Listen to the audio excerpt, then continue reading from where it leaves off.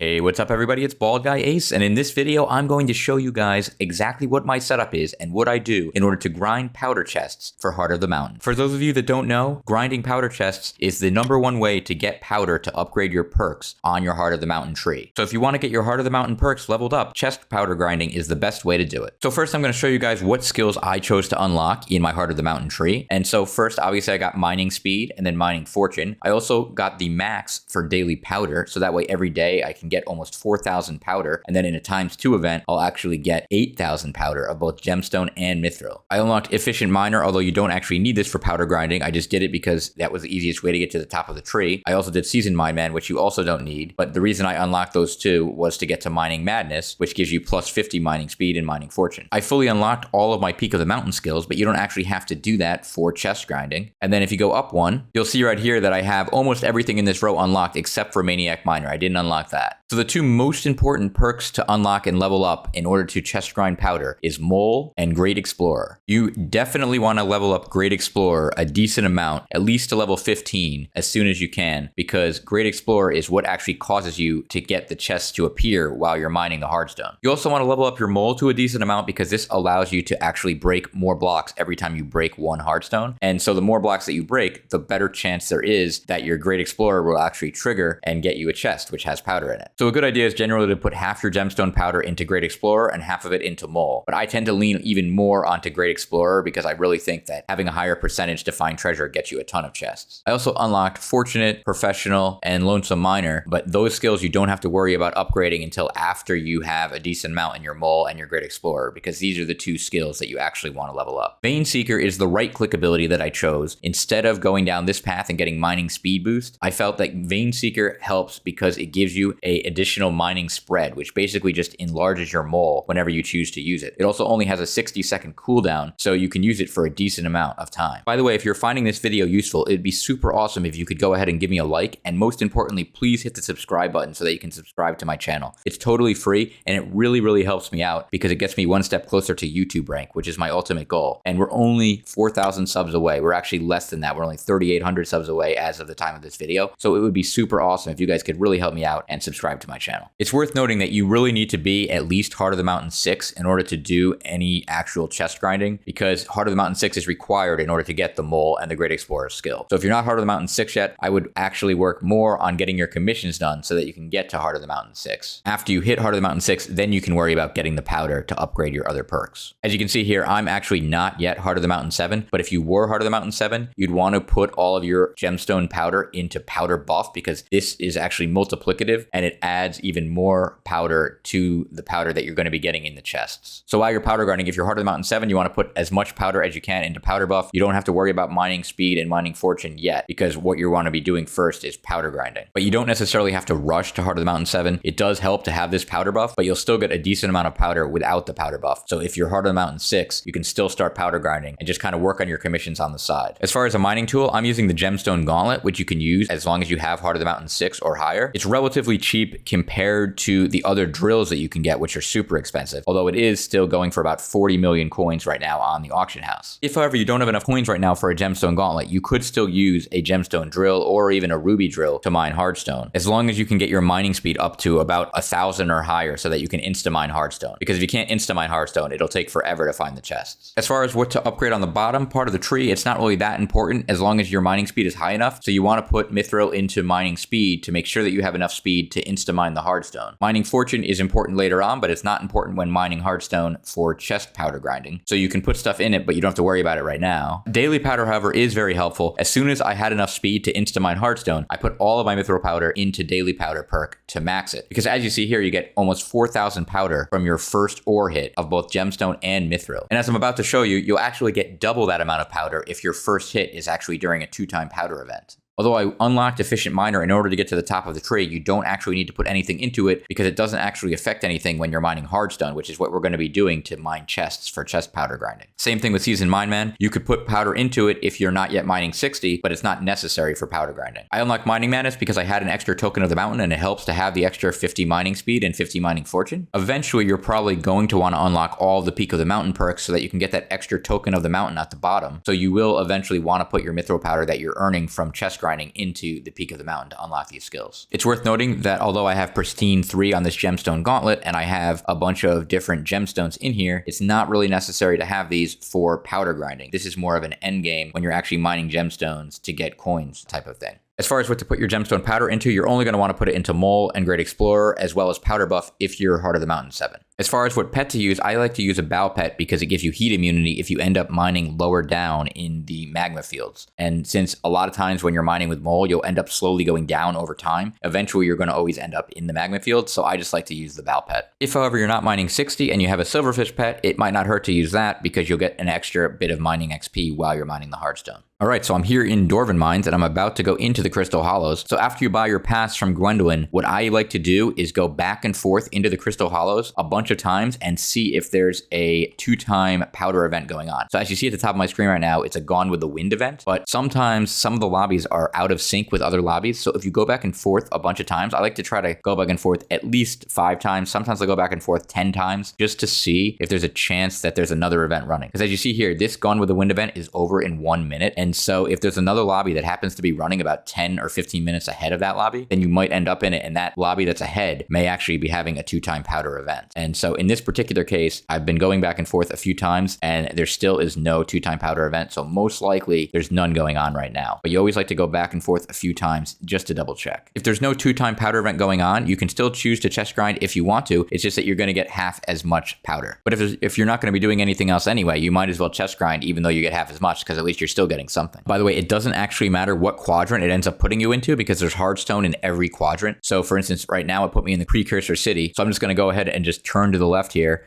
Some of this part that's on the outside of the hardstone is not actually the insta-breaking hardstone. You can just kind of cut right through that until you get to the insta-breaking part. And then you can just kind of go straight forward. I like to just go straight forward until it says you found a treasure chest. And it did right there. And look at that. If I back up, I see there's a treasure chest right there. And then I just do this little thing here and boom, then I open it. As soon as you get the treasure chest open, you can immediately press E and just close the box because it'll automatically put all the stuff in your inventory. So just to show you how much powder you can get from chest grinding, I've only been doing it for like a couple of hours for a few days. And as you see here, if I refund everything, I'll get almost 700,000 gemstone powder and 400,000 mithril powder. And the only reason it's only 400,000 mithril powder is because I spent 350,000 mithril powder to permanently unlock all these Peak of the Mountain perks, and you don't get that refunded. So I got a decent amount of powder so far. So as you can see, chest grinding definitely pays off and really allows you to upgrade all the other perks on your tree. Well, I hope this video helped you out, and if it did, it'd be really great if you could leave me a like, and also most importantly, please subscribe to my channel. I'm going to go ahead and put a circle with my picture on it right in the middle of the screen right there, and if you could go ahead and click that picture and subscribe to my channel, that would be really awesome. We're only 4,000 subs away from YouTube rank, so with your help, we can hopefully get there really, really soon. And until my next video, I'm BaldGuyAce, reminding you to embrace the baldness.